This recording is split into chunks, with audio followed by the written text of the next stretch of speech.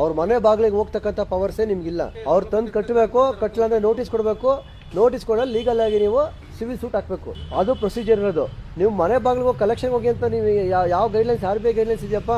First of all ಇದೇನ್ರಿ RBI guidelines ಇದೆಯಾ ಮನೆ ಕಲೆಕ್ಷನ್ ಮಾಡ್ಬೋದು ಅಂತ? ಜೆಂಟ್ಲ್ಮೆನ್, ಪ್ರೊಸೀಜರೇ ನೀವು ಗೊತ್ತಿಲ್ಲದಲ್ಲೇ ಮಾಡ್ತಿರೋದಕ್ಕೆ ಕೆಲಸ. ಇವತ್ತು ಈ ಸಮಾಜದಲ್ಲಿ ಸಮಸ್ಯೆ ಆಗ್ತಿದೆ.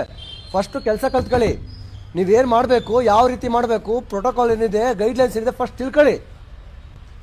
Without knowing any protocol, without knowing any guidelines, you people are exiting the job. This is the faith of your companies. ನಿಮ್ಮ ಫೇತ್ಗೆ, ನಿಮ್ಮ ಹಣೆ ಬರೋಕ್ಕೆ ನಮ್ಮನ್ನ ಯಾಕೆ ಹೊಣೆ ಮಾಡ್ತಿದ್ದೀರಾ? ಒಂದು ಜೀವದ ಬೆಲೆ ಗೊತ್ತಿದೆ ನಿಮಗೆ? ಫಸ್ಟ್ ಆಫ್ ಆಲ್ ನಿಮ್ಮ ಜಾಬ್ ಪ್ರೊಫೈಲೇ ಗೊತ್ತಿಲ್ಲ ನಿಮಗೆ. ಅದಕ್ಕೆ ಅಂತ ಲೀಗಲ್ ಟರ್ಮ್ಸ್ ಇದೆ, ಅದಕ್ಕೆ ಅಂತ ಲೀಗಲ್ ಪ್ರೊಸೀಜರ್ಸ್ ಇದೆ. ಲೀಗಲ್ ಪ್ರೊಸೀಜರ್ಸ್ ಫಾಲೋ ಮಾಡಿ. ನೀವು ಲೀಗಲ್ ಪ್ರೊಸೀಜರ್ಸ್ ಫಾಲೋ ಮಾಡ್ದಲ್ಲೇ ನೀವು ಏಕಾಏಕಿ ಮನೆ ಬಾಗಿಲಿಗೆ ಹೋಗಿ ಕಲೆಕ್ಷನ್ಗೆ ಹೋದ್ರೆ, ನಾಳೆ ದಿನ ನನ್ನ ಮನೆ ಬಾಗಿಲಿಗೆ ಯಾರೊಬ್ರು ಸಾಲಗಾರ ಒಂದು ಅಕ್ಕಪಕ್ಕದವ್ರು ನೋಡಿದ ಸಂದರ್ಭದಲ್ಲಿ ನನ್ನ ಮರ್ಯಾದೆ ಹೋಗ್ತಿದೆ ಅಂತ ಹೇಳ್ಬಿಟ್ಟು ಅವನು ಮಾಡ್ಕೊಂಡ್ರೆ ಉತ್ತರ ಕೊಡೋರು ಯಾರು? ಫಸ್ಟ್ ಆಫ್ ಆಲ್ ನಿಮ್ಮ ಕೆಲಸದ ಬಗ್ಗೆ ನಿಮಗೆ ಅರಿವಿಲ್ಲ, ನಿಮಗೆ ಗೊತ್ತಿಲ್ಲ ಏನು ಮಾಡಬೇಕು ಅಂತ.